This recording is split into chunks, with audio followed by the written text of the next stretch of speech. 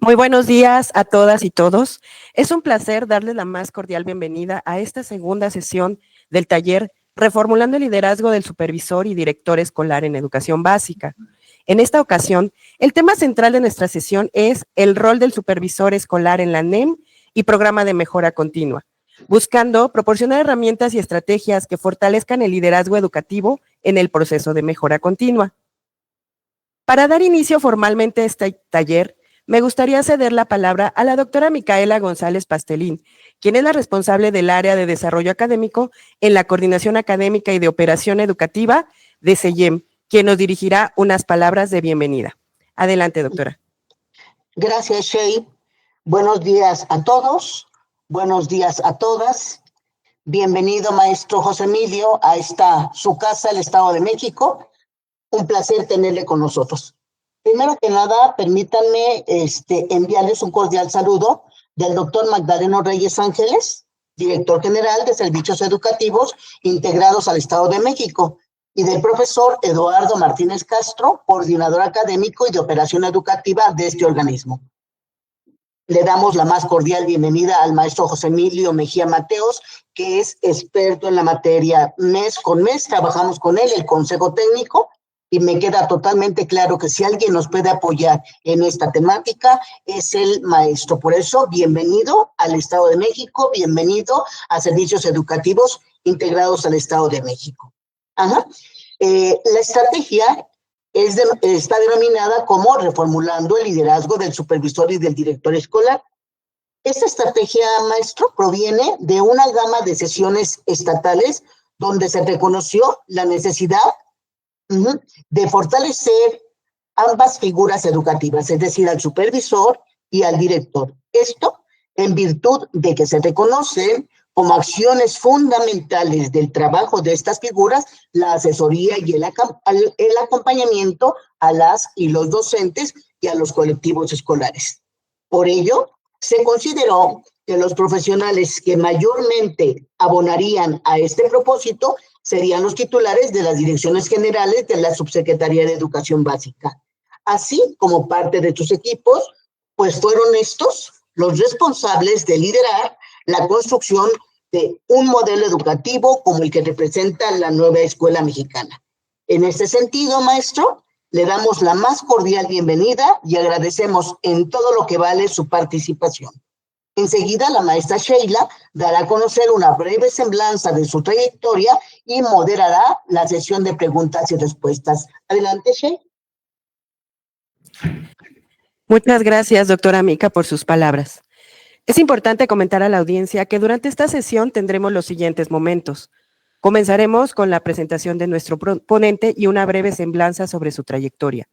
Posteriormente, nos va a compartir su participación y al finalizar tendremos un espacio para una sesión de preguntas y respuestas.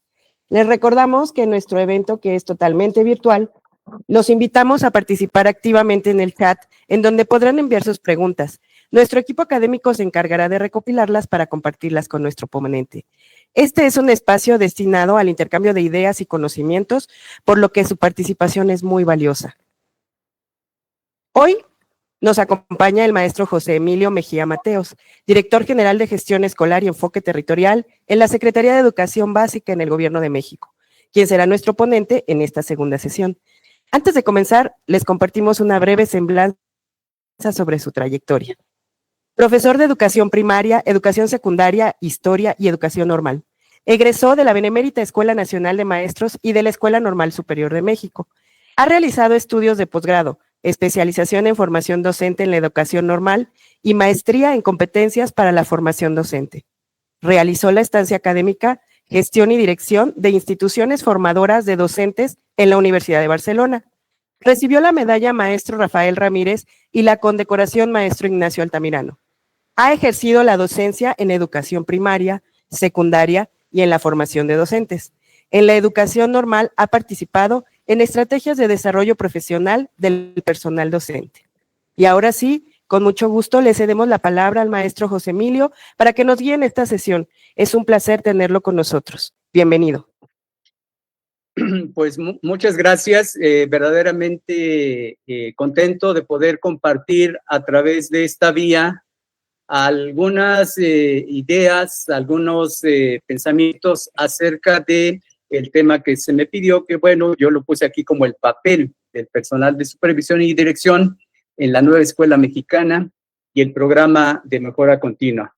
A través de esta intervención voy a tratar de hilvanar los dos temas para hacer mi mejor esfuerzo y contribuir al propósito de este taller. Entonces, agradeciendo a las autoridades del CEGIEM, a las autoridades educativas del Estado de México, esta posibilidad de interacción con las y los supervisores, con las y los directivos, muy complacido de estar aquí. Entonces, en relación con el tema, bueno, primero me gustaría, sé que esta es una segunda sesión, me parece, ya ha habido sesión previa, enmarcar la nueva escuela mexicana y el papel que hacemos todos los que intervenimos en ella desde nuestros diferentes ámbitos. Entonces, sí me gustaría hacer como que esta contextualización, quizá haciendo un ejercicio de lo que le pedimos a las maestras y los maestros, hacer una lectura de la realidad y explicar por qué esta nueva escuela mexicana y cuál es el sentido, cuál es la perspectiva de la misma. Ustedes saben que desde 2018 hubo una transformación en nuestro país. Hay un cambio en el destino de esta gran nación que se concretó con el arribo a la presidencia del licenciado Andrés Manuel López Obrador. Esto dentro de un contexto de un movimiento de transformación pacífico y que de alguna manera se ha manifestado en toda la vida del país. El anterior presidente, el licenciado Andrés Manuel López Obrador, hablaba de la transformación de la vida pública. Entonces, ello ha venido ocurriendo y obviamente en diferentes ámbitos y en el ámbito de la educación también. ¿Cómo han aterrizado esta transformación? Bueno, una de las consecuencias es precisamente la nueva escuela mexicana, resultado de esta transformación. Entonces, la nueva escuela mexicana viene a implementar una serie de resignificaciones importantes a la educación en nuestro país. Se replantea esta idea del sentido social de la educación. ¿Para qué se educa? ¿Por qué se educa? ¿Y cómo se educa? Entonces, dentro de un proyecto de nación que se ha venido construyendo y que sigue en construcción y que se viene transformando permanentemente a través de lo que en ese momento el presidente López Obrador llamó el humanismo mexicano y que tiene aplicaciones en todos los ámbitos sociales, desde la economía, desde la propia política y obviamente desde la educación. En términos económicos, pues el presidente de entonces habló de una economía moral más orientada hacia la redistribución del ingreso y orientada hacia mejorar las condiciones económicas y sociales de la mayoría de la población. Entonces, los principios de la nueva escuela mexicana y que aterrizan en el quehacer cotidiano de todos los que intervenimos en ella, bueno, es esta idea, son estas ideas que tienen aquí en la presentación: el fomento a la identidad con México, la responsabilidad ciudadana, la honestidad, la participación en la transformación de la sociedad, el respeto a la dignidad humana, la promoción de la interculturalidad crítica, la promoción de la cultura de paz y el respeto por la naturaleza y el cuidado del medio ambiente. Si nosotros revisamos lo que ha sucedido en la vida pública de nuestro país, bueno, en diferentes ámbitos, estos principios de la nueva escuela mexicana, que no son solo de la nueva escuela mexicana, sino de toda una política social que se aplica desde entonces, tienen implicaciones en diferente sentido en todas las esferas en que vivimos en nuestro país. Entonces, esto es importante porque, digamos, este humanismo, lo voy a sintetizar y ya después trataré de relacionarlos con estos principios. Este humanismo tiene que ver con un bienestar compartido. ¿Qué quiere decir un bienestar compartido? Bueno, hacer posible que la riqueza de nuestro país alcance también a ser distribuida, sobre todo en aquellos sectores que tradicionalmente habían quedado al margen. Esto tiene que ver precisamente con esta promoción de una interculturalidad crítica, es decir, ver nuestro desempeño en la sociedad no en función de sujetos particulares, aislados de todo un entorno social, sino tiene que ver con una participación activa de compromiso con el otro y sobre todo de indignación ante las asimetrías sociales que ocurren en nuestro país. Esto tiene su mejor inserción en la comunidad. Estamos acostumbrados a que la escuela educara para el éxito individual, y se dejaba de lado el compromiso que cada una de nosotros tiene con nuestra propia comunidad, aquella comunidad en la que vivimos, aquella comunidad que nos procuró lo que socialmente somos, y generalmente se abandonaba la comunidad en búsqueda del éxito particular. Digamos, esto en una lógica llamada neoliberal, en una lógica llamada de mercado, pues era lo común. Hoy lo que promueve la nueva escuela mexicana, de acuerdo con ese humanismo mexicano, es el compromiso con el otro, con la comunidad, y sobre todo desarrollar esta capacidad de indignarnos ante la injusticia. Entonces, esta situación del bienestar compartido, bueno, se expresa en el ámbito de toda la política social de nuestro gobierno, del gobierno actual, también de la presidenta Claudia Sheinbaum, y particularmente en el ámbito de la educación, se evidenció con las becas que se empezaron a otorgar, las escuelas, la beca Benito Juárez, que se empezó a otorgar en la gestión, en la administración anterior, y que ahora, con la nueva beca que hay para secundaria, la beca Rita Cetina, pues tiene una cobertura, nada más para dar el dato, de 14 millones de estudiantes de todo el programa de becas. Es un número importante que garantiza mejores condiciones para que niñas, adolescentes, jóvenes puedan acudir a la escuela y se puedan retener en ella. Esto lo doy solo como un elemento de este humanismo y de este humanismo mexicano y del impacto que ha tenido en la nueva escuela mexicana. Y ya en términos pedagógicos, particularmente educativos, en la nueva escuela mexicana se establece el nuevo plan de estudios para la educación preescolar, primaria y secundaria, que también incorpora en la fase 1 a la educación inicial con el currículum para educación inicial. Esta propuesta educativa, este plan de estudio, tiene un replanteamiento resultado de esa transformación social que hay en nuestro país y resultado también de que la política se orienta ahora en esta perspectiva del humanismo mexicano.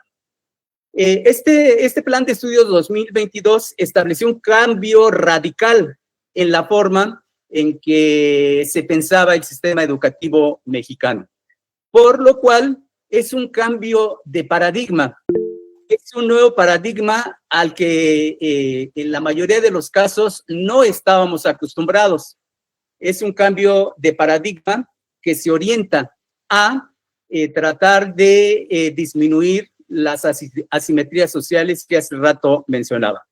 A partir del ciclo escolar 2023-2024 se implementó este plan de estudios y empezamos a acompañar a las escuelas con todos los retos que ello implicaba. A través del Consejo Técnico se trató de comunicarse directamente con los colectivos docentes para orientar el proceso en un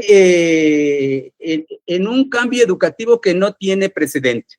Entonces, obviamente que este inicio tiene una serie de tareas pendientes, tiene una serie de acciones por desarrollar.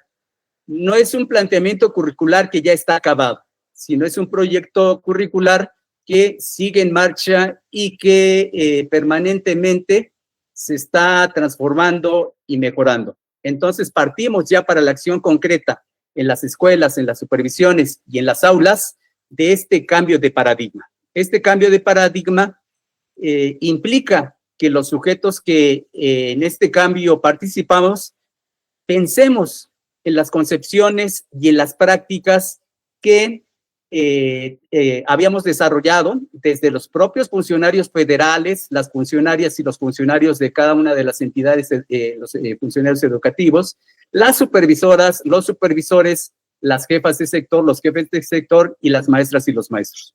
Creo que hemos sido desde todos lados muy insistentes en la transformación de las prácticas que llevan a cabo las maestras y los maestros. Sin embargo, también ya va siendo hora de que pensemos, resignificamos la acción que cada uno de nosotros realiza. Me dicen que no se están moviendo las diapositivas, estoy en la segunda. Quiero que me indiquen si sí se está viendo, no se está viendo. No se está viendo, maestro. A ver, déjenme ver. Por eso le escribí a la maestra Claudia. A ver, vamos a ver aquí. Nada más permítanme solicitar un poco de ayuda técnica. A ver.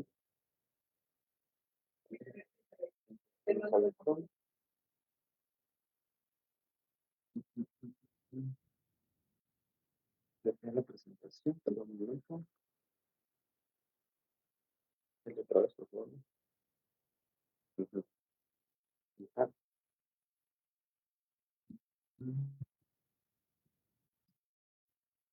Abren ventanas.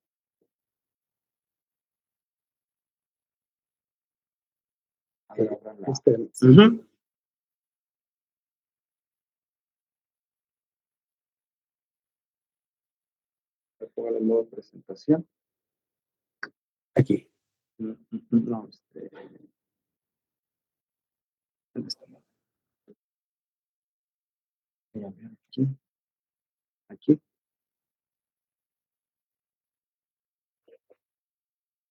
Aquí. Aquí. Sí, de aquí.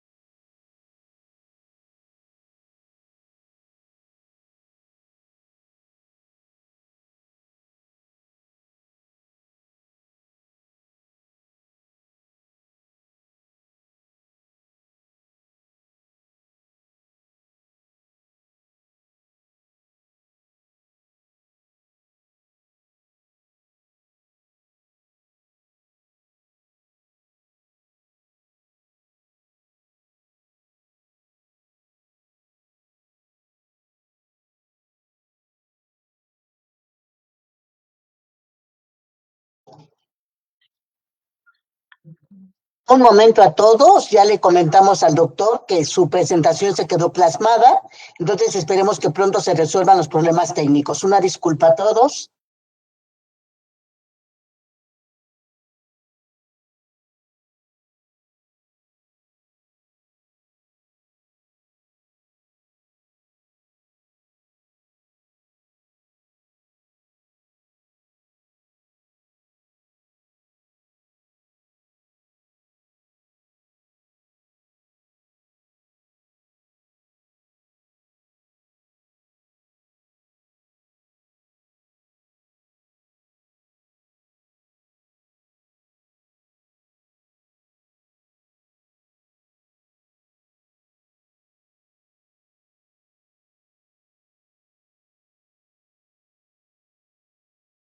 Chat con todas las preguntas que tengan, que le haremos llegar al doctor Emilio, por favor.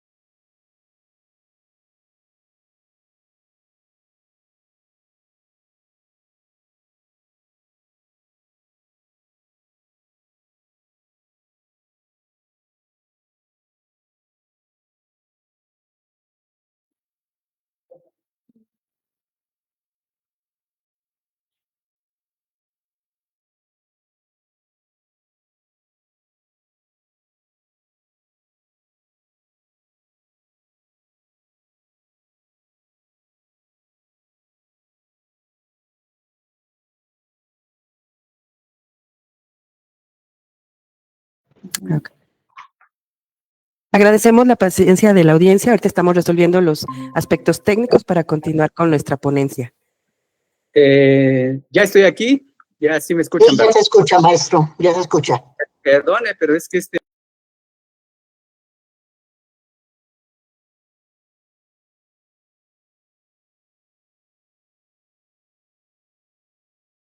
presentando.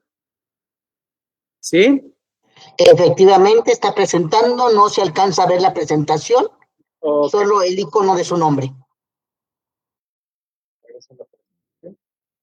Ya se ve la presentación, la primera lámina, doctor. Ahí está.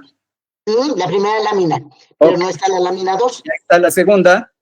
Ya está la segunda. Y ahora está la tercera. Ok, doc. Ok, maestro. Bueno, muy bien, entonces recupero desde aquí.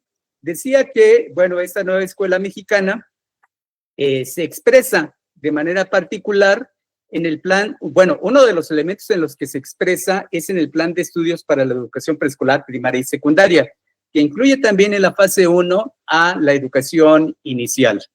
Este plan de estudios, bueno, pues es una, digamos, una especie como de replanteamiento del sentido social de la educación e implica un cambio de paradigma. Desde el ciclo escolar en que empezamos a trabajar este plan de estudios, bueno, hemos venido trabajando de manera preferente a través del Consejo Técnico, directamente con los colectivos docentes para la apropiación del plan de estudios. En el ciclo escolar pasado también realizamos algunas reuniones nacionales, en algunos casos muy concurridas, con supervisoras, supervisores, directoras y directores, a propósito de la necesidad que tenemos todos de replantear lo que venimos haciendo cotidianamente. Decía yo hace rato que de manera reiterada hemos pedido a maestras y maestros que modifiquen sus prácticas, que reflexionen en torno a lo que hacen, pero creo que también ya es momento, y lo debimos haber hecho desde el primer momento también, que todos los demás actores educativos también nos replanteemos lo que venimos haciendo. Decía que también esto corresponde a las autoridades federales, a las autoridades estatales y desde luego también a las supervisoras, los supervisores, las directoras y los directores.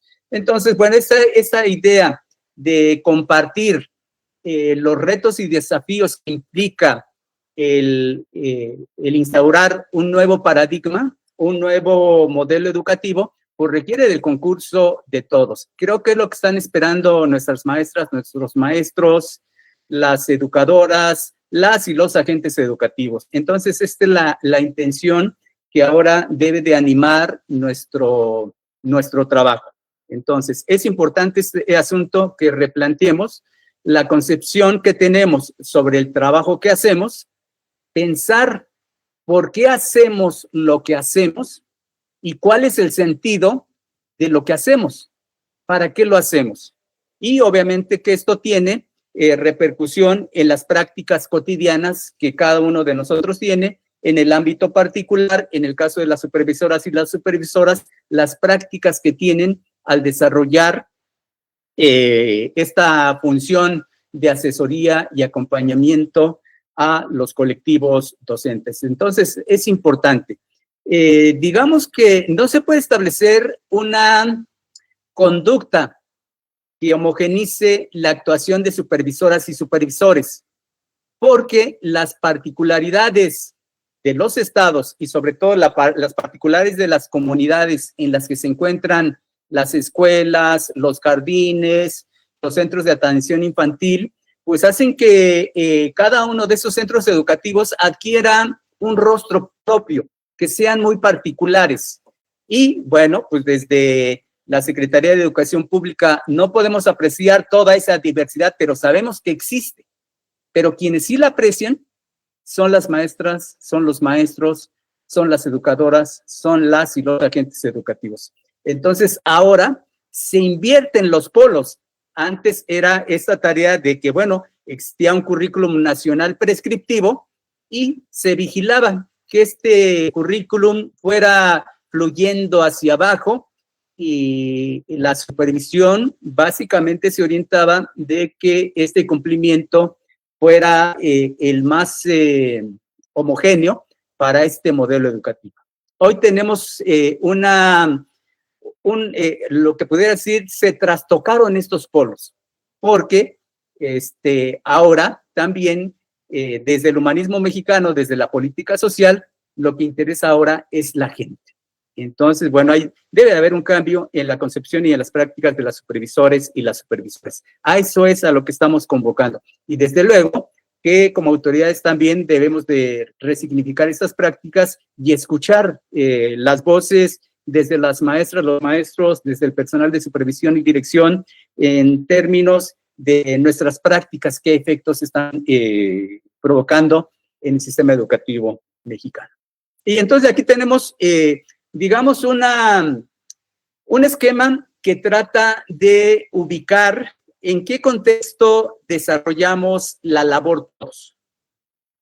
Son muy simples, pero creo que de entrada pueden darnos esta idea de cómo está ahora este planteamiento del Plan de Estudios 2022, que es un currículum deliberativo, que lo contraponemos con lo que existía antes, un currículum prescriptivo.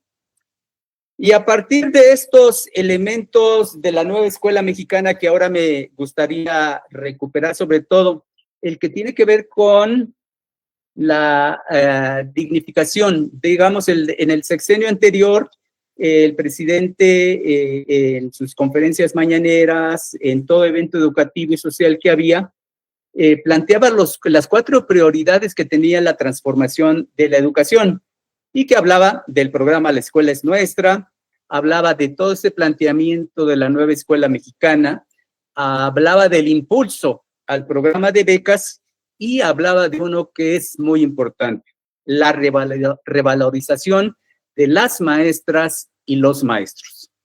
Este planteamiento curricular deliberativo tiene un sustento fundamental en estos procesos de revalorización de las maestras y de los maestros. Ustedes lo saben. Se nos veía más adelante, me voy a adelantar un poco para tratar de hilvanar lo que les estoy diciendo. Había concepciones, digamos, tendencias que hablaban sobre cómo debía formarse un docente. Estas ideas que estoy planteando aquí son recuperadas de Ángel Pérez Gómez en un texto que se llama Perspectivas y Problemas de la Función Docente del año de 1988, y él planteaba esta idea. Bueno, hay 2 concepciones básicas sobre la forma en que se forma a un docente, sobre la formación de un docente. Y estas 2 concepciones básicas parten de cómo se entiende el universo, parten del sentido social de la educación, para qué se educa, y además de una serie de cuestiones metodológicas, se sustentan en diferentes posturas epistemológicas. Había una que era la que privaba y que todavía hoy tiene una fuerte presencia, de que se consideraba a la maestra, al maestro, como un técnico especialista. y este técnico especialista lo que tenía que hacer es aplicar con rigor las reglas que se derivan del conocimiento científico. Estoy haciendo una esquematización, aunque todo esto, obviamente, ya en la vida real tiene matices, pero digamos, para problematizar el asunto, conviene establecer como que estos dos polos. Entonces, había una aplicación de reglas, de métodos, de procedimientos, y lo que el maestro tenía que hacer era ser hábil con esas reglas, con esos métodos, para que sus alumnos, para que pudiera enseñarle a sus alumnos y los alumnos y las alumnas poder aprender. Esta lógica racionalista. El maestro como instrumentador. Entonces, en un currículum prescriptivo, el maestro lo que tenía que hacer, la maestra lo que tenía que hacer, era aplicar estrictamente lo que dice el programa. Sin embargo, pues la realidad era otra. El maestro necesariamente, la maestra se veían orientados a hacer adecuaciones a sus planeaciones y, bueno, empezó a surgir otra concepción que a finales del siglo pasado y, bueno, en este siglo, en el siglo XXI, como que ya es una tendencia en las escuelas formadoras de docentes, que el maestro es un práctico autónomo. El maestro, en su ejercicio, es una práctica que se transforma de manera cotidiana, de manera permanente. El maestro adquiere un conocimiento en la normal, lo aplica, y ante una realidad cambiante, el maestro reflexiona, a veces de manera consciente, a veces de manera implícita, porque tiene la necesidad de resolver en ese momento en el aula. Tiene la necesidad de resolver en ese momento en el acto educativo. Entonces, estas nuevas concepciones que también parten de una perspectiva epistemológica diferente, digamos, por ejemplo, de la del neopositivismo, pues parte de esta idea de que pues el maestro no es un técnico especialista, sino el maestro es un práctico que toma decisiones en el aula y que a través de esas decisiones lo que hace es aplicar conocimiento, pero de esta práctica también se genera conocimiento. Y este conocimiento práctico es muy importante porque es el que finalmente le va a permitir afrontar las situaciones del aula, tomar decisiones y llevar adelante las tareas orientadas a que sus alumnas y sus alumnos puedan construir sus aprendizajes. Entonces, esta figura de un artista que reflexiona, toma decisiones y crea durante su propia intervención, es como que encaja perfectamente con la nueva escuela mexicana y con el humanismo mexicano que esta escuela mexicana a partir del cual se orienta. Entonces, es importante esto porque en esa idea, en esa imagen del práctico autónomo, del docente como práctico autónomo, se le está reconociendo, por un lado, lo que dice la Ley General de Educación, que el maestro, las maestras son agentes educativos, es decir, tienen agencia, es decir, hacen y resuelven cosas que solamente ellos pueden hacerlo por el espacio en el que trabajan, por trabajar directamente en los territorios. Entonces, por eso es importante reconocer en esta dignificación del magisterio las capacidades que el maestro desarrolla y que ha puesto en juego durante todo ese ejercicio profesional e históricamente a través del ejercicio que ha implicado la docencia en nuestro país. Entonces, estos 4 elementos que yo señalaba, la revalorización de los maestros y las maestras es muy importante.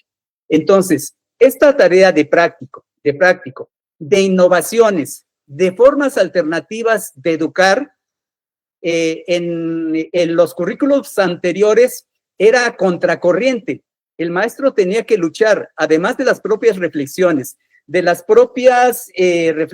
y de lo que tenía que diseñar para llevar adelante el aprendizaje de niñas y niños, pues el maestro tenía que luchar contra toda la estructura educativa que veía estas formas de innovación surgidas desde la propia práctica como un elemento disonante que no correspondía a la normalidad que en las escuelas buscaba un currículum prescriptivo. Hoy en día, los maestros, las maestras tienen esta posibilidad porque se les reconoce como profesionales. Hay el reconocimiento de una autonomía profesional y además se reconoce quienes dan el toque final a la política educativa son ellas y ellos. Entonces, esto modifica sustancialmente el papel, sobre todo de aquellos maestros, aquellas maestras innovadoras e innovadores que buscan alternativas pedagógicas para que sus niñas y sus niños aprendan. Me voy a regresar. Entonces, estamos en esta idea del currículum deliberativo. De acuerdo a la Ley General de Educación, es atribución de la SEP, de la Secretaría de Educación Pública, a través de la Dirección General de Desarrollo Curricular, el proponer los planes educativos. La SEP lo ha hecho, hay un programa sintético que es de carácter nacional. Este programa sintético orienta lo que en la educación básica todas las niñas y niños que a ella acuden necesitan aprender, los contenidos. Que los contenidos, pues, no se modifican de un programa a otro porque son contenidos universales, ¿no? Y ahí están. Pero ahora se incorpora una fase donde los colectivos docentes realizan lo que ustedes conocen que se le ha llamado codiseño, donde, bueno, pues tienen que contextualizar a sus espacios territoriales este programa sintético nacional. Lo analizan, lo revisan, lo ordenan, y si ellos llegan a la conclusión de que es necesario incorporar contenidos, tienen la facultad para incorporar contenidos. Tienen la facultad para la secuencia de los contenidos como ellos consideren que es más importante.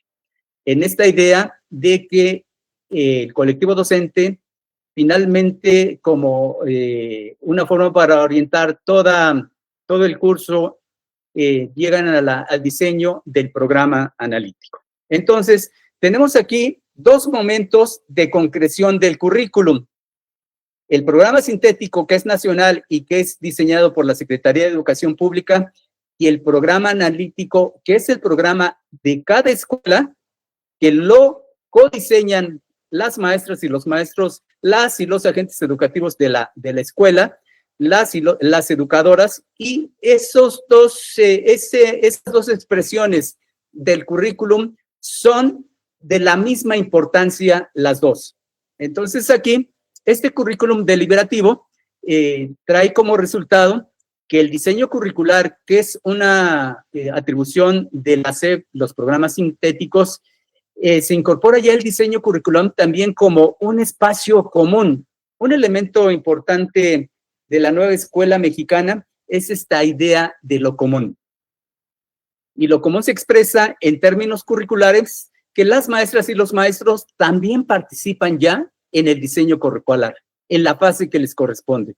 Entonces, estos dos momentos de diseño curricular son sumamente importantes los dos, y en ellos tiene cabida la participación de las maestras y los maestros. Todo esto que es nuevo, tenemos que adecuar nuestras concepciones y nuestra actuación para poder hacer posibles las condiciones para que las maestras y los maestros desarrollen este proceso de codiseño y tengan su programa analítico. Porque ese programa analítico lo que se busca es que sea el programa más pertinente a las necesidades educativas de la comunidad en la que la escuela se localiza. Antes, pues teníamos en esta, también es muy esquemático, pero bueno, creo que en términos de poder promover un proceso de reflexión, a veces conviene simplificar las cosas, pero entendiendo que es solo un esquema, que la realidad es mucho más compleja, pero bueno, nos sirve para describir una serie de situaciones.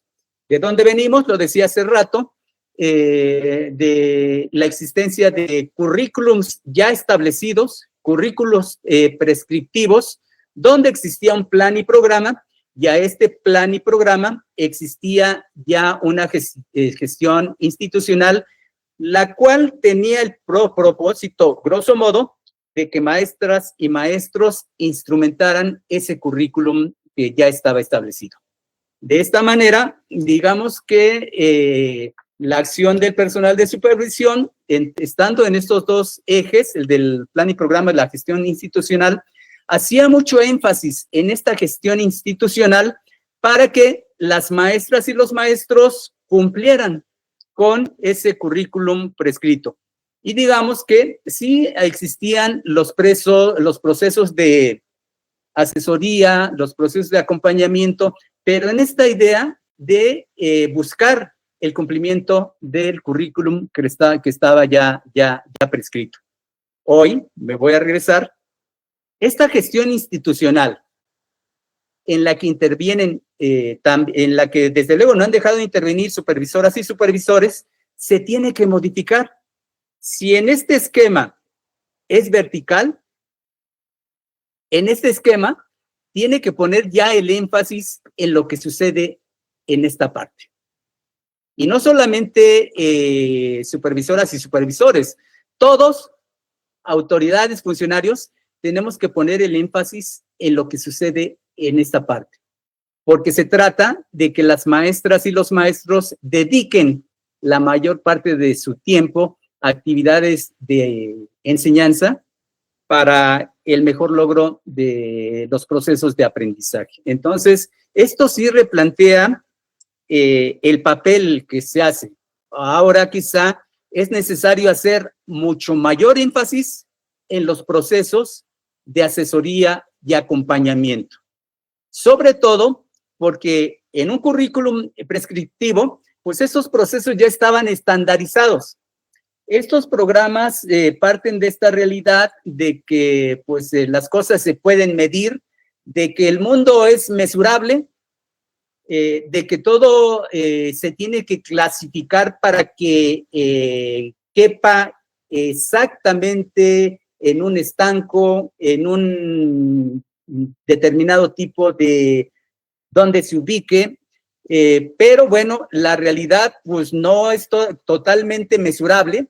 Los procesos de aprendizaje, sabemos a partir de la evaluación formativa, pues no se pueden medir estrictamente. Se puede, eso sí, dar una calificación, que la calificación es un acto que finalmente se toma una determinación administrativa sobre una serie de elementos que el maestro conoce en términos de los avances de sus alumnos. Pero la evaluación formativa tiene otro sentido diferente que una calificación que se otorga para poder acreditar si un alumno pasa al siguiente curso o no, al siguiente grado o no.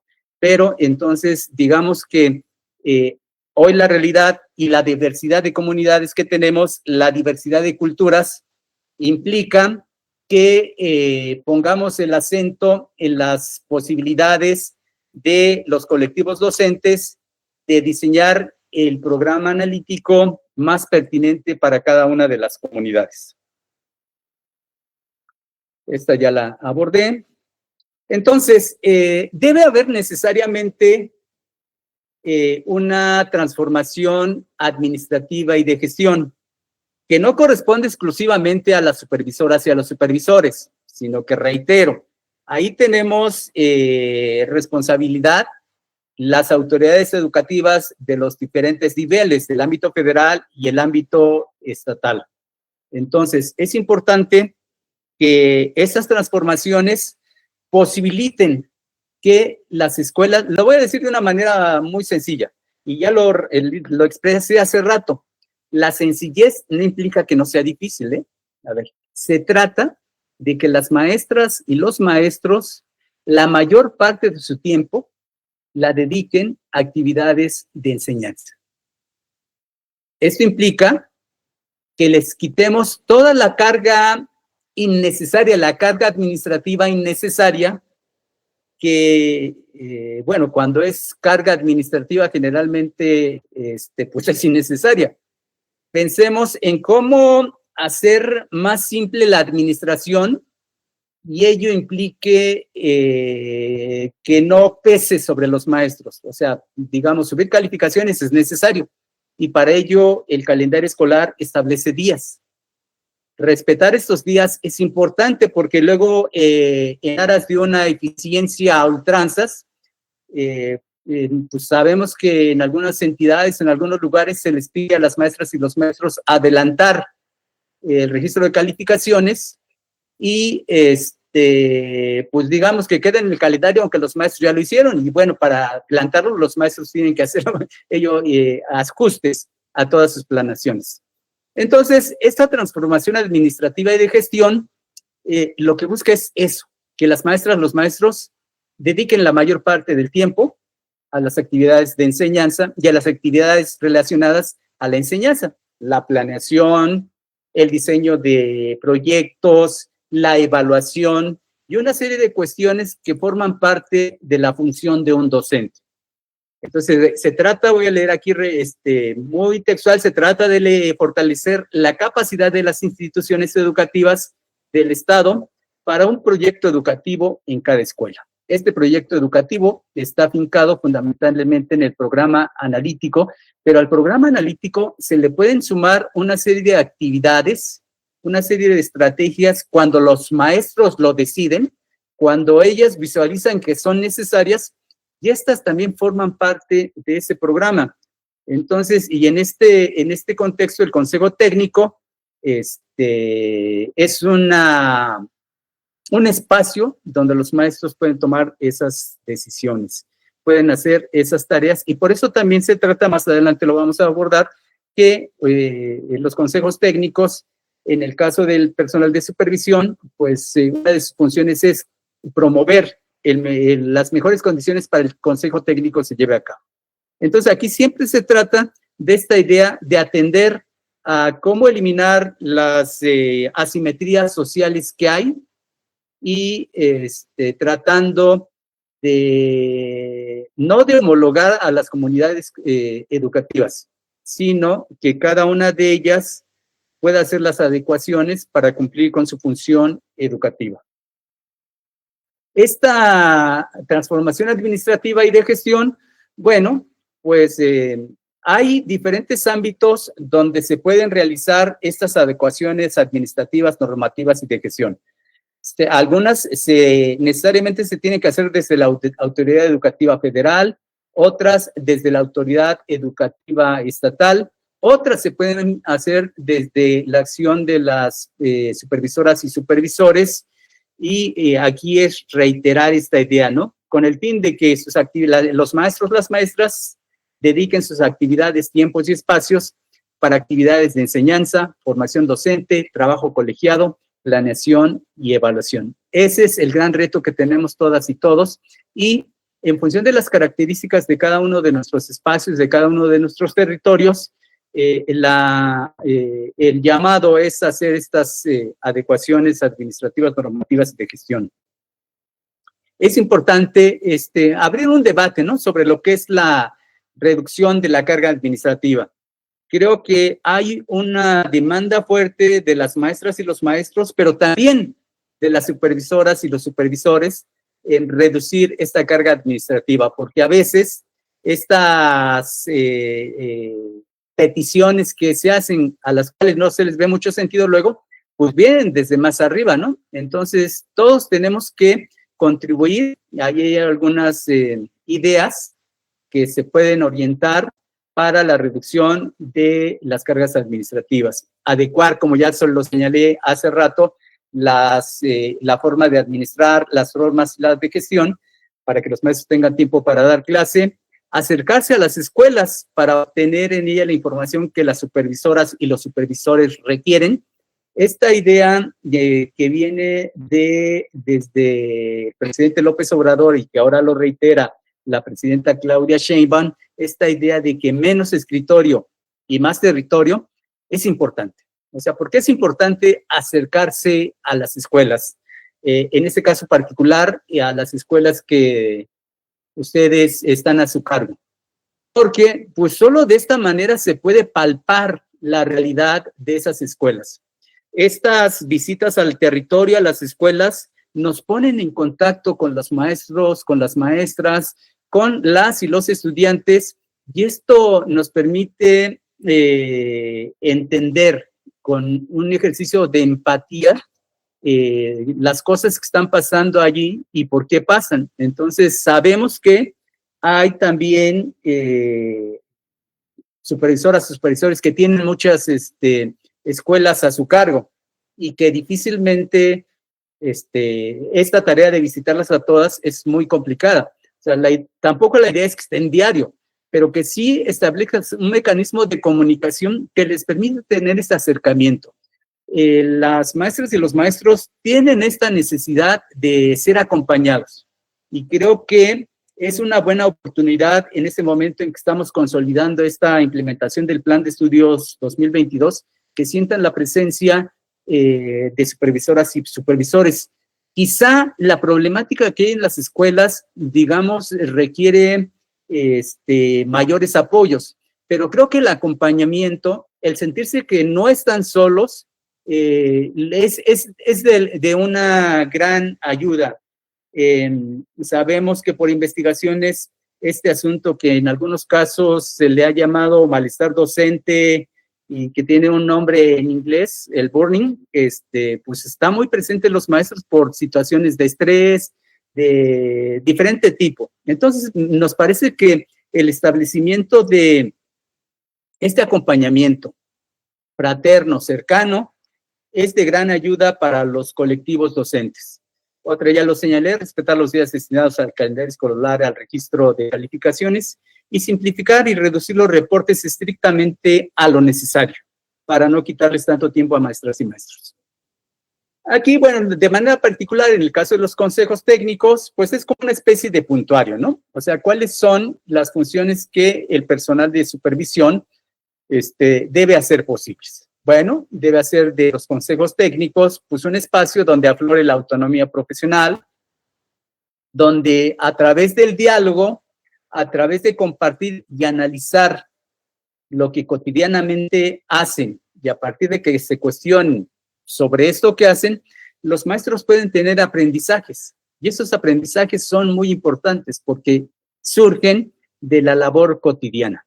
Estos elementos que estoy aquí señalando pues están vinculados. Esto abre la posibilidad de este diálogo pedagógico, de la conformación de comunidades de aprendizaje, comunidades de práctica, comunidades desde el propio territorio, el surgimiento de movimientos de renovación pedagógica, que muchas veces se constituyen como que en las bases en las cuales se ha venido sustentando la educación en diferentes países. Y también se trata de que esto que promueve la nueva Escuela Mexicana, el Plan de Estudios, estos procesos en los que maestros ahora intervienen, sean cada vez como que más fuertes. Este proceso de codiseño.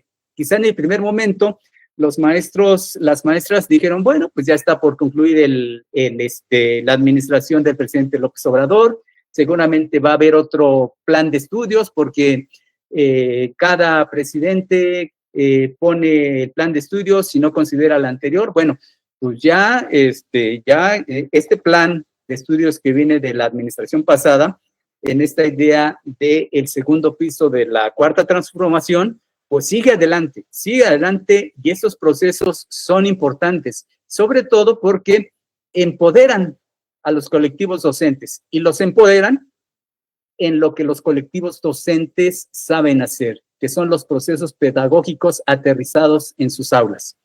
Esto, obviamente, otra cuestión que que hay que fortalecer y que los supervisores, las supervisoras, es una de sus funciones, es crear alternativas para la asistencia y permanencia en los integrantes del Consejo Técnico Escolar. En el caso, digamos, de preescolar, de primaria, de telesecundaria, pues digamos que son como que los modelos que se toman como referencia para los lineamientos. No hay mucho problema porque de ellos trabajan por jornada y bueno, están las maestras y los maestros. Pero hay niveles, por ejemplo, en el caso de las escuelas multigrado, en el caso de las escuelas secundarias, por las condiciones particulares de la contratación por hora semana de las maestras y los maestros, es un poco más complicado. Entonces, ahí creo que la acción de las funciones de los supervisores es muy importante para cómo construir formas que permitan que la mayor parte de los integrantes del colectivo docente puedan estar presentes en las sesiones de consejo técnico. Las orientaciones de consejo técnico dan esta posibilidad. Aquí algunas más, ya decía, coordinar el buen funcionamiento del consejo técnico, estar al pendiente de los resultados educativos y prácticas de los maestros, sobre todo no en la idea de fiscalizar, sino en la idea de acercarse y asesorar, apoyar la planeación y organización de actividades enfocadas a la mejora escolar, que vamos a hablar más adelante, y garantizar que en las sesiones de consejo técnico escolar las maestras tengan esta libertad de manifestar su autonomía profesional. Otra cuestión importante en el nuevo plan de estudios es ahora este enfoque territorial que tiene y que sobre todo se sustenta en el plan de estudios en que la comunidad es el núcleo integrador de los procesos de enseñanza y aprendizaje. Antes solo se pensaba en la escuela como en el centro de los aprendizajes, pero a pesar de que las escuelas tengan puertas y tengan muros, la escuela no está ajena a lo que pasa en su comunidad. A la escuela convergen niñas y niños que traen consigo una serie de representaciones simbólicas que son parte de su comunidad, que traen una serie de conocimientos que también son parte de su comunidad.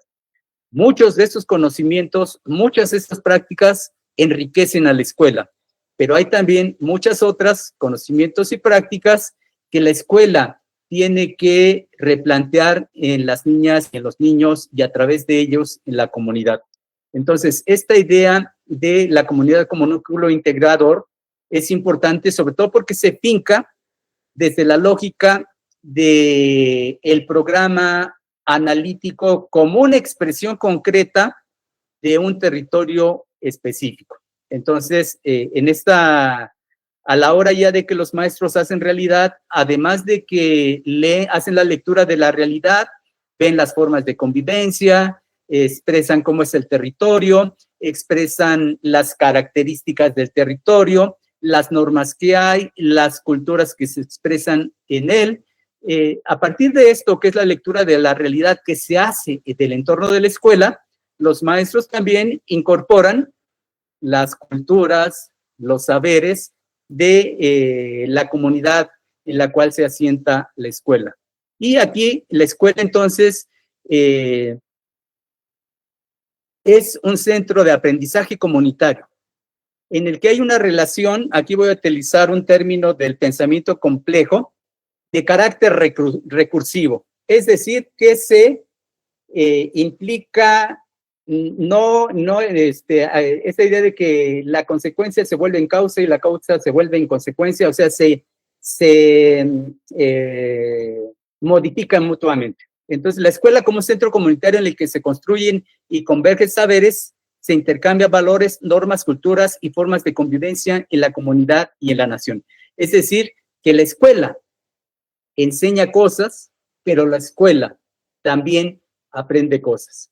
Y en este proceso de síntesis, en esta acción comunitaria de la escuela, todos estos elementos simbólicos, materiales, de formas de convivencia, adquieren un sentido cada vez más humano y tienden a mejorar las condiciones de esa comunidad. El propósito educativo es no solamente ahora, como lo fue anteriormente, el éxito particular de algún alumno o de alguna alumna, sino el propósito ahora es que el proceso educativo impacte para que la comunidad cada vez viva mejor, para que en la comunidad las asimetrías sociales que existen se vayan abatiendo. Esta es la diferencia fundamental de la nueva escuela mexicana con modelos educativos de la época anterior, le llamaba el presidente Andrés Manuel López Obrador, la época del neoliberalismo. Bueno, y el enfoque territorial está establecido en el artículo 3 de la Constitución, o sea, es un cumplimiento de un mandato constitucional, y aquí la idea es que lo nacional es lo común. Lo local es lo que aporta desde la diversidad de localidades que tenemos en nuestro país.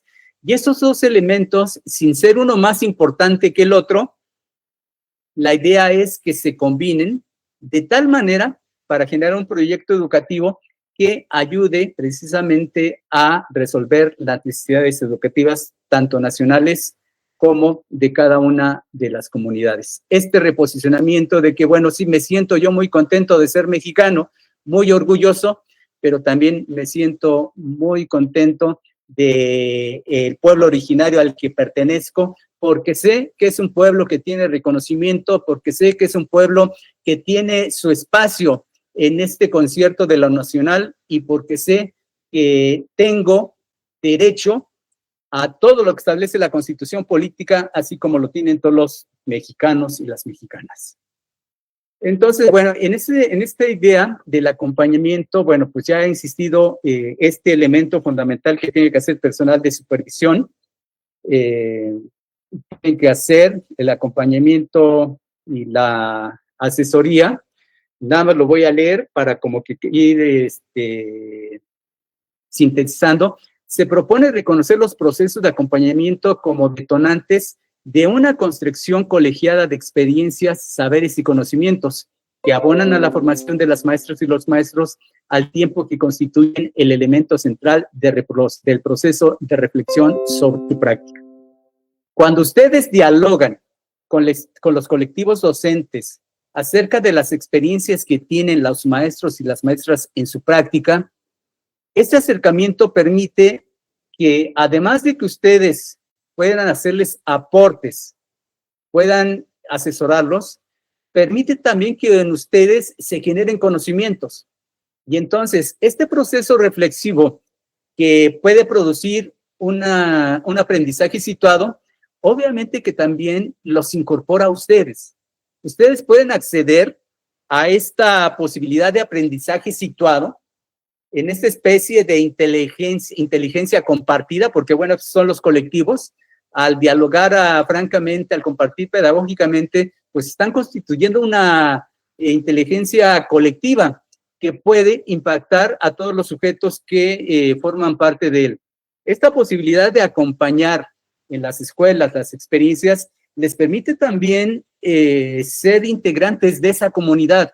Un integrante con ciertas características, porque son supervisoras o supervisores, pero finalmente un integrante que va conociendo lo que pasa en esa comunidad, que se va identificando en esa comunidad y que acerca estos dos procesos, el proceso de la enseñanza que realizan los colectivos docentes acompañados por el director y el proceso de supervisión.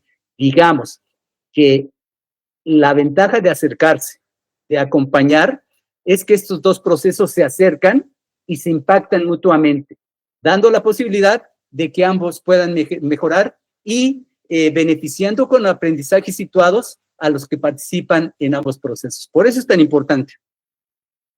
Entonces, aquí sintetizando, la transformación de la figura de supervisión, su papel es fundamental en el fortalecimiento de la autonomía profesional de las y los docentes, las acciones administrativas que fortalecen las actividades pedagógicas. Aquí hay que pensar cuáles son esas, en esta idea de que la administración es necesaria, la gestión es importante, pero solo hay algunas que están de más y hay algunas que son fundamentales. Tenemos que pensar en esas que sobre las cuales descansa el trabajo pedagógico.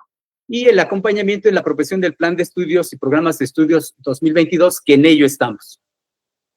Y bueno, me voy a pasar, porque ya me tardé mucho en esto, a lo de la mejora continua, porque ese otro tema lo voy a abordar rápidamente. ¿Qué es la mejora continua?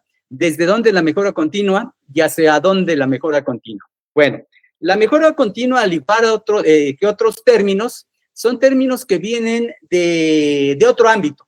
No necesariamente surgen en educación. No necesariamente son malos para educación, pero sí hay que resignificarlos. Hay como que hacerles un ajuste para ver desde dónde en términos educativos se pueden mejorar estos procesos de mejora continua y apoyar el logro de los contenidos educativos, de la gestión educativa y todas las acciones que hacemos en la escuela. Bueno, la mejora continua viene del ámbito de la organización del trabajo, cómo hacer más con menos. Obviamente este no puede ser el sentido de la educación, no puede aplicarse de esa manera. Entonces sí hay que hacer como que un proceso de resignificación también de este proceso de mejora continua. La mejora continua, bueno, pues está establecida en nuestros ordenamientos legales desde el artículo 3º, en el tercer párrafo, donde al final habla que la educación fomentará el amor a la patria, el respeto de los derechos, la cultura, la paz y la conciencia de la solidaridad internacional y la independencia y la justicia social, y promoverá la honestidad, los valores y la mejora continua del proceso de enseñanza-aprendizaje. En otro apartado, en el inciso I del criterio 2, habla que la educación será de excelencia entendida como el mejoramiento integral constante. O sea, aquí tenemos dos elementos: mejora continua del proceso de enseñanza-aprendizaje y el mejoramiento integral constante para el máximo logro de aprendizajes de los alumnos. En la Ley General de Educación, en el artículo 11, también se establece que el Estado mexicano, a través de la nueva escuela mexicana, buscará la equidad, la excelencia y la mejora continua en la educación. En el artículo 15, en la fracción 1, también se habla de una parte importante de este término: contribuir al desarrollo integral y permanente de los educandos para que ejerzan de manera plena sus capacidades a través de la mejora continua. Entonces, nuestra legislación pues está en la Ley General de Educación, en el artículo 118, en el artículo 109, primer párrafo, y bueno, entonces la mejora continua, artículo está en el artículo 3º y en la Ley General de Educación. Entonces, está establecido legalmente, y bueno, tenemos que desarrollar estos procesos de mejora continua en el ámbito de nuestras acciones. Entonces, ahí en este gráfico, bueno, pues parte de la Constitución, en la Ley General, y en el nuevo plan de estudios, bueno, hay elementos que se pueden identificar con el impacto que puede tener esos procesos de mejora continua y estos programas de mejora continua en la escuela. Entonces se busca que el planteamiento es: ¿qué busca la mejora continua? Que la niñez y la juventud puedan ejercer plenamente su derecho a la educación. La mejora continua busca garantizar la escolaridad, el aprendizaje, la continuidad de la formación de las y los estudiantes, y la mejora continua busca que las y los estudiantes participen en relaciones pedagógicas que tengan como finalidad posicionar a la dignidad humana como núcleo fundante de otros derechos. Y aquí me detengo porque es un elemento fundamental en este asunto de la dignidad humana. Yo les plantearía que pensaran un momento para ustedes, ¿qué es la dignidad humana? O sea, es un término que de manera reiterada escuchamos, la dignidad humana. La dignidad humana está en el artículo 3º, está en la Constitución, pero bueno, la dignidad humana debe tener una concreción en el aula. Esta concreción en el aula, ¿qué implica para una niña, para un niño? Yo puedo pensar que la dignidad humana,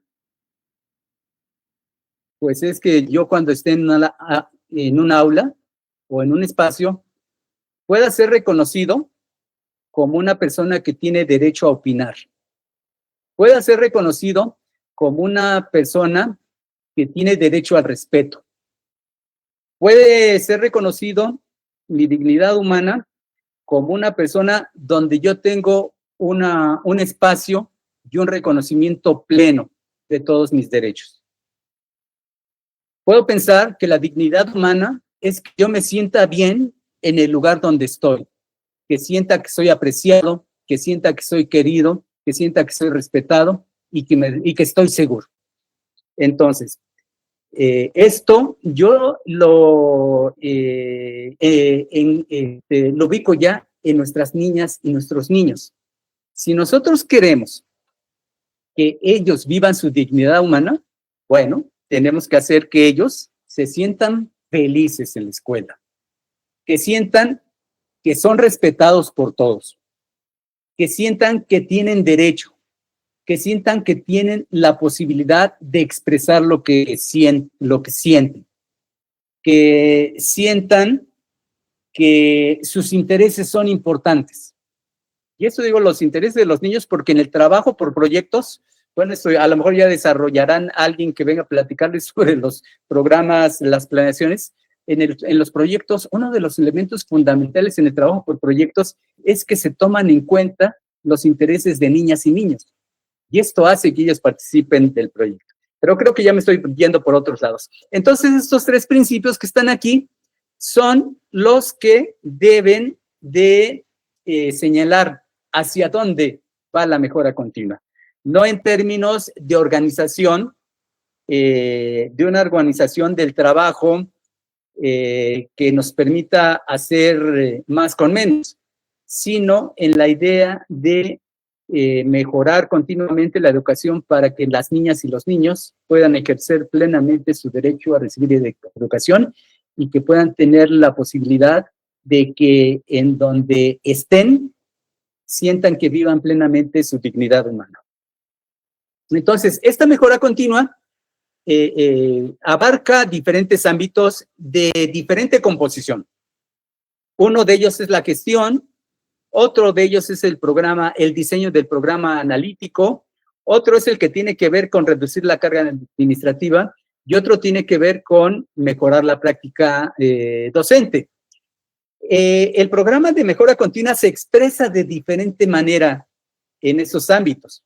En términos de gestión, pues sí nos podemos plantear la idea de reducir el número de días en los que se hace una gestión, el número de días en los que se responde un documento, el número de días en que se hace un reporte. Digamos, eso es perfectamente cuantificable. Pero los procesos de mejora continua, por ejemplo, en el caso de la práctica docente, son de otro orden, que no pueden someterse el planteamiento, por ejemplo, de mejorar un programa de gestión, de mejorar cómo se da respuesta a los oficios, etcétera. Son de otro orden. En ambas dimensiones se pueden hacer procesos de mejora, pero no se puede homologar la forma en que se mejora cada uno de esos espacios. Entonces, esto es importante, porque teníamos un programa escolar de mejora continua donde establecía los ámbitos y establecía metas, y en las mismas metas iban, en el mismo formato, iban todos los ámbitos, pero los ámbitos son de diferente contenido, ¿cómo llamarlo? Los ámbitos son diferentes, o sea, los procesos son muy diferentes. Algunos son más cuantitativos y otros son más cualitativos. Son de diferente orden, de diferente composición. Esos que tenemos aquí solo son algunos de los ámbitos. Puede haber otro. Puede haber, por ejemplo, un programa muy específico, el de que la formación para entrar los días lunes se reduzca el tiempo, ¿no? O sea, hay acciones muy concretas y se pueden hacer, pero hay otros donde es más complejo, pero en todos se pueden implementar programas de mejora continua. Aquí el asunto es de que el proceso de mejora continua es un proceso que está de manera latente en todo lo que se hace de manera cotidiana a la escuela. Y aquí en este gráfico, bueno, hay algunas cuestiones que pueden ser como que detonantes de los programas de mejora continua. Aquí hay una niña que dice, lo que quiero aprender, pues es esto. El padre de familia que dice, me gustaría que mi hija, no sé, modificara su conducta, aprenda esto, etcétera, etcétera. Alguna madre de familia se pregunta, ¿qué situaciones nos afectan? ¿Por qué las niñas y los niños no obedecen ya a sus papás? Digamos, algo que luego se expresa. ¿Cómo están los aprendizajes? ¿Cómo es nuestra comunidad? Entonces, aquí, al igual en los procesos de mejora continua, también se hace esta lectura de la realidad. Y de hecho, la lectura de la realidad que hacen los maestros para elaborar el programa analítico puede ser la misma que utilicen para elaborar su programa de mejora continua.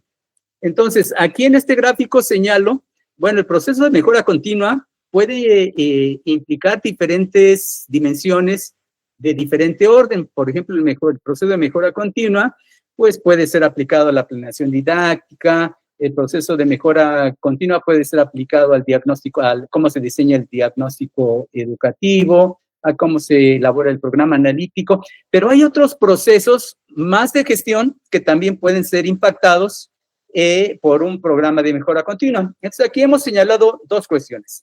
El proceso parte de esta idea de que lo que hacemos cotidianamente seguramente lo podemos hacer mejor. Entonces, lo podemos hacer mejor a partir de cómo lo estamos haciendo, cómo podríamos hacerlo mejor y establecer una especie de programa. Cuando hacemos el programa, es decir, ya la concreción se le llama entonces programa de mejora continua. Reitero, el proceso es inherente, permanente, ahí está. Ya cuando establecemos la ruta y las metas, ese proceso se transforma en un programa de mejora continua.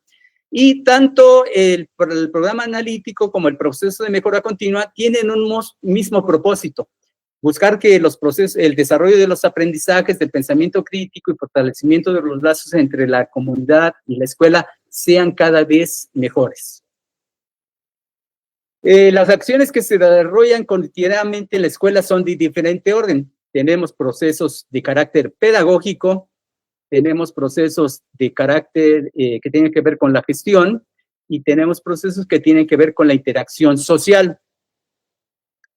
Estos procesos de diferente orden, todos pueden estar sometidos a una mejora continua. No se trata de que en todos estos ámbitos, en todos estos procesos, los colectivos docentes tengan que hacer necesariamente procesos de mejora.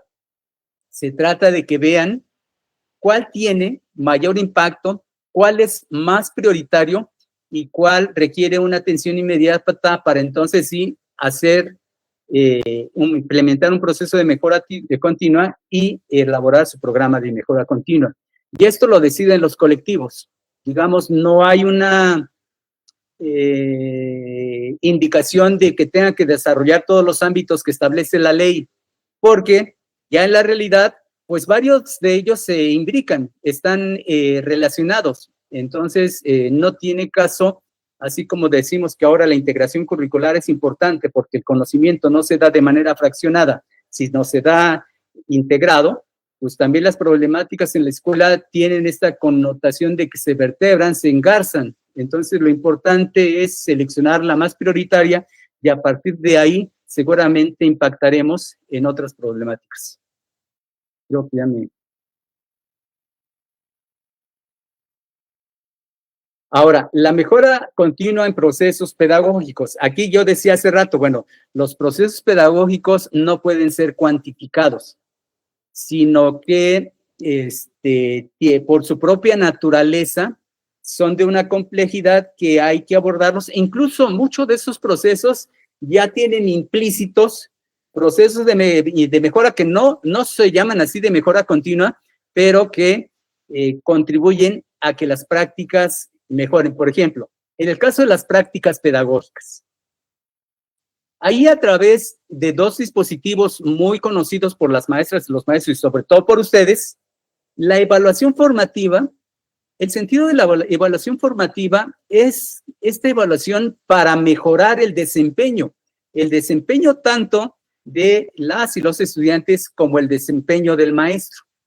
La reflexión sobre la práctica docente también es un dispositivo que impacta directamente en las prácticas que desarrollamos las y los maestros. Estas prácticas pedagógicas, digamos, no necesitan un proceso de mejora continua cuantitativo, sino hay dispositivos que son inherentes a ellos y que si nosotros los desarrollamos, estamos cumpliendo con este proceso de mejora continua. Por eso es tan importante la evaluación formativa, porque impacta el desarrollo, la utilización, el uso de una evaluación formativa, pensar en ella, tomar sus elementos, impacta en que se puedan mejorar las prácticas pedagógicas, dentro de ellos las que realizan el personal docente y las que realizan los procesos de enseñanza y de aprendizaje, ¿no? La reflexión de la práctica, y hay muchos otros. En el caso de la formación docente, bueno, pues hay la formación continua, que esto, bueno, ya es un proceso más sistematizado, y la formación situada que se da en el diálogo colegiado en los consejos técnicos. Estos tampoco se pueden medir, a excepción de que, bueno, así hay una certificación ya en el caso de la formación continua, donde les dan su diploma, su certificado, etcétera, ya sea de un diplomado, de una especialización o de un posgrado. Y en el caso de la formación situada, pues no se puede medir porque son conocimientos prácticos que se van generando y que los maestros solo se dan cuenta de ellos cuando los van sistematizando. En el caso del diagnóstico educativo, estas prácticas de lectura de la realidad y sobre todo este proceso de escritura, desarrollar estos procesos de escritura son importantes, porque la escritura abre esta posibilidad de pensar en las cosas, de pensar en lo que se está haciendo, y sobre todo cuando se escribe, se da cuenta de la realidad, se describe la realidad, y ese acercamiento hacia la realidad a través de la práctica de la escritura también implica aprendizajes. Y hay procesos como el diseño curricular que también son parte de esta práctica permanente, que no es necesario ponerlos en un programa de mejora continua, porque en sí mismos ya tienen estos procesos a partir de dispositivos establecidos en ellos. La mejora territorial, bueno, aquí se me fue una M, y el enfoque, la mejora territorial y la mejora continua y el enfoque territorial. Bueno, tiene que ver con, esto ya lo he señalado, pues ahora la comunidad es importante. Todos estos programas de mejora continua, decía hace rato, también se elaboran desde el mismo diagnóstico que se hace para el programa analítico y responden a las necesidades concretas de la comunidad en la que se inserta. Entonces, de los diferentes ámbitos que se establecían en el programa escolar de mejora continua anterior, no se requiere como requisito que elaboren todos, sino que a partir de su programa, de su diagnóstico, ubiquen algunos que se pueden resolver mediante un programa de mejora escolar, y que, digamos, lo más pertinente en términos de desarrollo de procedimientos, de aprendizaje de procedimientos, es empezar primero con programas simples, que no sean tan complicados para que los maestros, las maestras, los colectivos docentes se den cuenta de que son útiles, o sea, tampoco que sean muy ambiciosos, y sí esta idea de introducirlos de manera paulatina al desarrollo de este tipo de programas, y que les permitan efectivamente apreciar la mejora continua, y que los vean no como un requisito, sino como una necesidad. Sobre esto, bueno, la Dirección General de Gestión Escolar y Enfoque Territorial ya ha dado a conocer este proceso de mejora continua, orientaciones para las escuelas de educación básica, se distribuyó. De todas maneras, haremos lo consciente para enviarlo a los CEIEM, por si alguien no lo tiene, se los mandamos. Está en el portal de consejos técnicos en alguna de las secciones, pero si se requiere lo mandamos para que lo tengan en digital. Y bueno, el propósito del documento es orientar a las escuelas de educación básica en el desarrollo de su proceso de mejora continua, que contribuye a garantizar que las niñas, niños y adolescentes participen de una educación que promueva su pensamiento crítico y desarrollo integral, además de que fortalezcan el vínculo con su comunidad. Y bueno, hay una recopilación, las 10 ideas clave. Todo eso está contenido en el documento, que es el proceso de mejora continua, que es el programa de mejora continua, las características del proceso, las características del programa, las fases del proceso de mejora continua, y en qué momento de estas fases se convierte en un programa de mejora continua, que es aquí cuando ya se planea.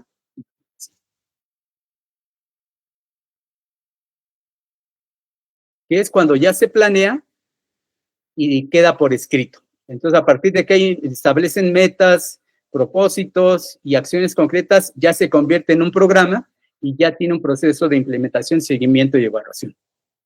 Bueno, esos son los diferentes ámbitos en los que ustedes pueden incorporar su proceso, su programa de mejora continua. Y bueno, de mi parte, pues es lo que yo pudiera decirles en este momento, a reserva de las preguntas que me pudieran plantear. Muchas gracias, maestro José Emilio, por su extraordinaria intervención. Estamos seguros de que todos nuestros participantes el día de hoy obtuvieron herramientas muy valiosas para reflexionar sobre el tema tratado. Y a continuación abrimos este espacio para esta sesión de preguntas que recopiló nuestro equipo académico. Tenemos una pregunta de Germán Lascano. Maestro, ¿podría darnos una definición de codiseño? Bueno, lo que yo les puedo, o sea, creo que va a estar mañana una sesión próxima a la maestra Xochitl, pero bueno, el codiseño, desde lo que yo abordé el día de hoy, lo que les puedo decir del codiseño es que es la parte en que en términos curriculares, las maestras y los maestros, los colectivos docentes, ponen en juego sus capacidades para adecuar el programa sintético a las características particulares de la escuela en la que trabajan. Y en este proceso utilizan el programa sintético, pero también ven las condiciones que hay en su comunidad. Y entonces, con estos dos elementos, construyen ese programa analítico. Por ejemplo, en el caso de la educación normal, que también hay una experiencia de codiseño, el codiseño tiene la connotación de que, pues, la posibilidad de que las escuelas puedan agregar contenidos, asignaturas específicas de la entidad. En el caso de educación básica, no son de la entidad. Aquí son conocimientos de la comunidad y además los adecúan de acuerdo al orden que ellos establecen que es más importante. Por ejemplo, de la experiencia que yo conozco de las escuelas formadoras de docentes, pues ahí ya está establecida la secuenciación. Aquí no, aquí es un poco más amplio. Los maestros pueden establecer el orden de los contenidos y pueden establecer cómo los articulan entre los diferentes campos formativos para el diseño posterior de la planeación didáctica de los proyectos. Es mucho más amplio. Para no limitarlo, digamos que ese es su sentido. O sea, la conceptualización quizá pueda cerrar un poco las posibilidades. Lo que creo que las abre y es más flexible es el sentido. O sea, ¿para qué es el codiseño? Para que los maestros elaboren el programa que la escuela requiere. Muchas gracias, maestro. Luz María Escobar nos dice, si el plan de estudio establece un cambio de paradigma que implica la transformación de las prácticas educativas desde todas las funciones docentes, ¿cuáles considera usted que son los retos para mejorar el acompañamiento desde las supervisiones en los consejos técnicos para transformar hacia las comunidades de aprendizaje? Bueno, a ver, el primer reto que tenemos que cumplir todos, cada quien en el ámbito de su responsabilidad, es que las maestras y los maestros asuman que efectivamente el discurso de la autonomía profesional es verdadero, o sea que sí puede expresarse en las escuelas. Porque, bueno, pues todavía hay inercias, los cambios en términos de educación, pues son paulatinos, o sea, tendemos a desarrollar prácticas que ya han estado institucionalizadas. Los maestros también, resultado de todas estas, la aplicación de planes de estudio que son prescriptivos, bueno, tienen esta tendencia a asumir que, bueno, lo más importante, lo que se necesita es que la autoridad le diga cómo hacerlo. Ellos están dispuestos a hacerlo, pero hay que decirles cómo. Cuando les planteamos esta posibilidad de que ellos tomen decisiones, pues pueden suceder dos cosas. La primera es que digan, ¿a poco sí es cierto? ¿A poco sí en realidad me van a dar esta posibilidad? Cuando ellos lo que están mirando, lo que están viendo en la realidad es que no es tan consecuente este discurso. Entonces, por eso tenemos que pensar en lo que nosotros hacemos. Y la otra es, cuesta más trabajo. O sea, tomar decisiones, escribirlas, elaborar programas analíticos, cuesta más trabajo. Pero hay una ética social muy fuerte en las maestras y los maestros. Yo creo que si apelamos a eso, pueden asumir este reto. Entonces, el primer asunto es que lo crean, o sea, que la realidad les dé la evidencia de que sí, respetamos y reconocemos su autonomía profesional. Lo segundo es que los consejos se apropien del espacio del consejo técnico escolar.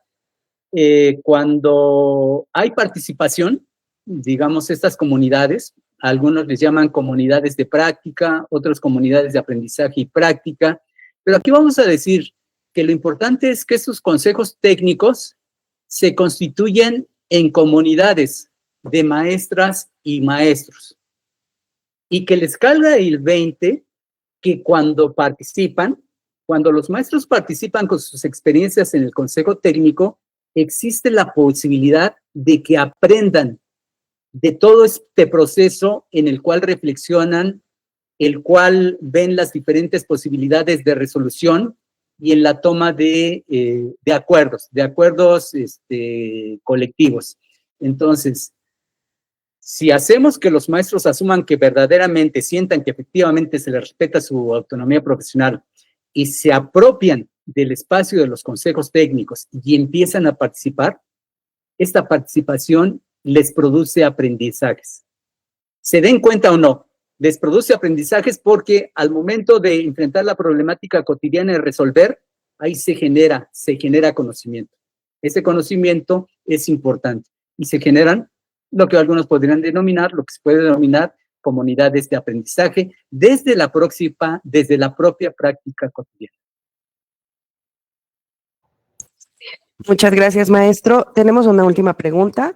Genuine Sempo nos dice, ¿cómo articular los ejes articuladores? ¿Cómo se nos recomienda en el Plan de Estudio 2022?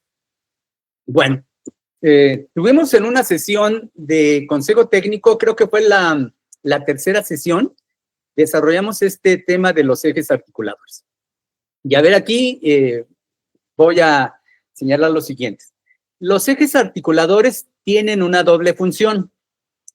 Puede suceder que, bueno, los maestros hacen su lectura de la realidad, elaboran su programa analítico, elaboran su planeación didáctica, elaboran sus proyectos, el diseño de sus proyectos, y ya que están, entonces dicen, bueno, aquí está mi proyecto, voy a hacer como que un chequeo, a ver qué ejes articuladores están.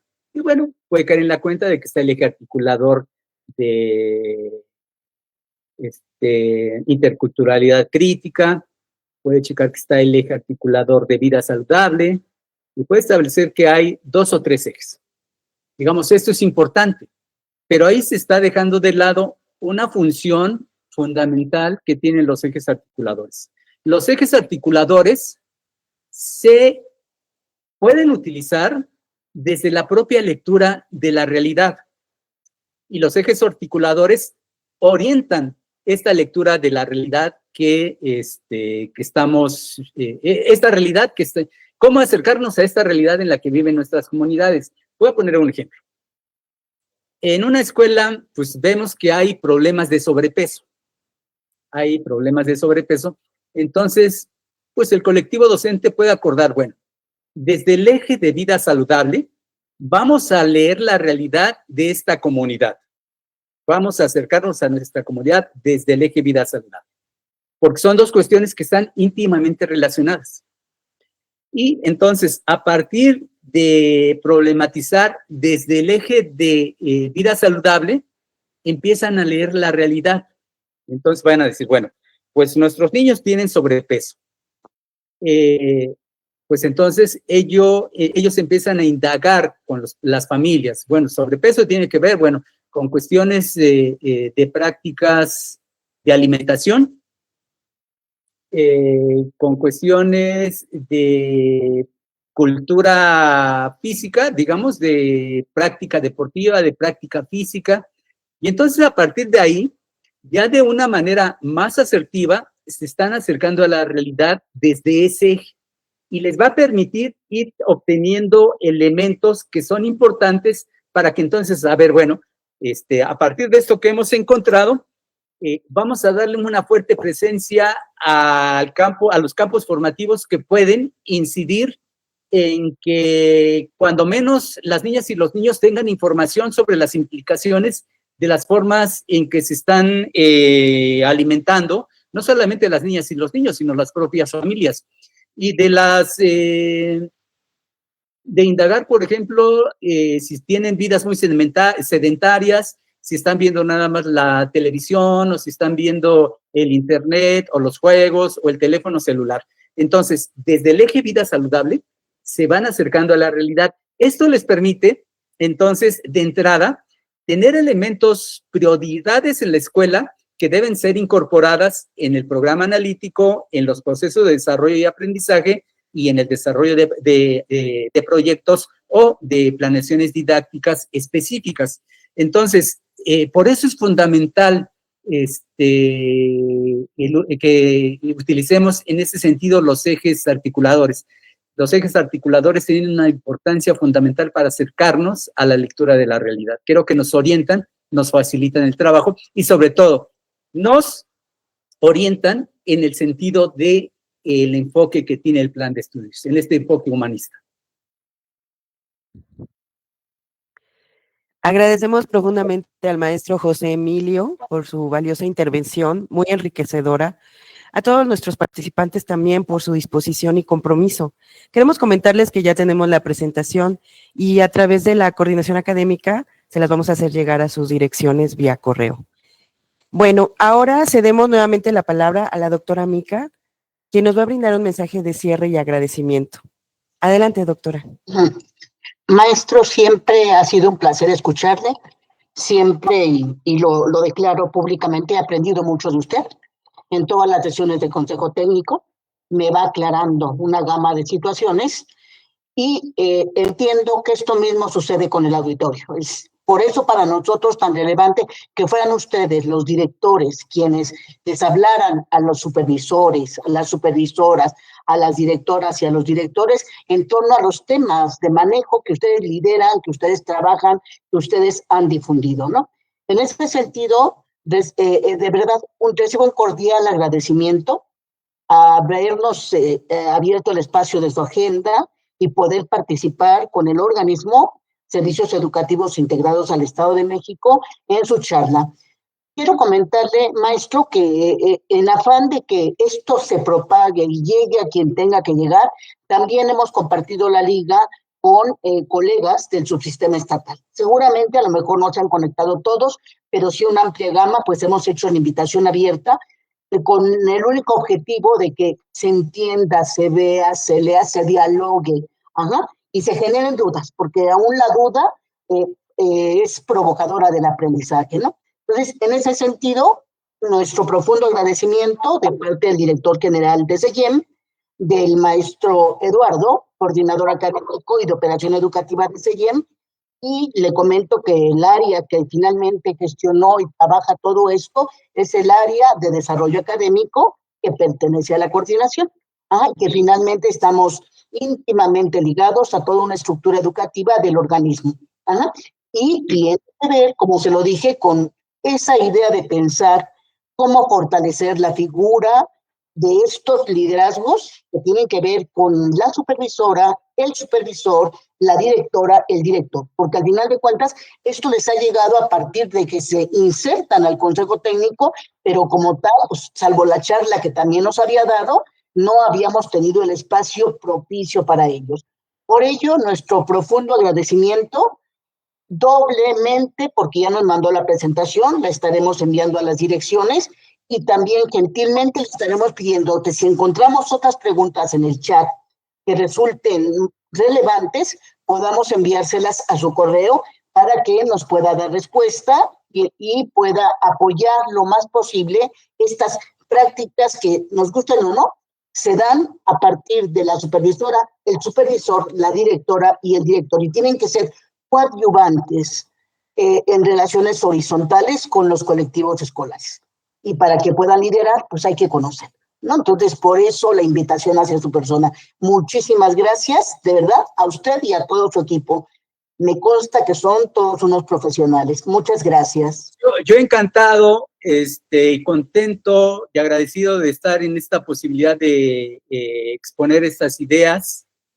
Es muy, o sea, nosotros también cuando acudimos a las escuelas, a los consejos técnicos, pues aprendemos muchas cosas. Acercarnos a la realidad nos ayuda mucho agradecer las facilidades que nos dan para luego estar en los consejos técnicos. La sesión anterior de consejo técnico estuve en un jardín de niños, el Jardín de Niños Juana Inés de la Cruz en Nezahualcóyotl, un colectivo maravilloso. Se ve que hay un apoyo muy fuerte un trabajo muy fuerte de la dirección, de la supervisión escolar.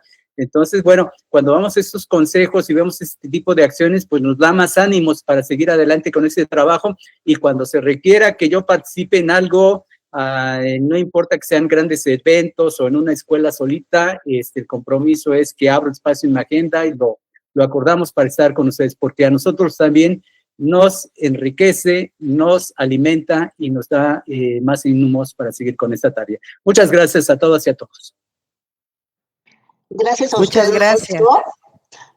Buenas tardes a todos. Vamos a despedir la transmisión, pero seguramente se quedará todavía el chat. Muchas gracias, maestro Emilio.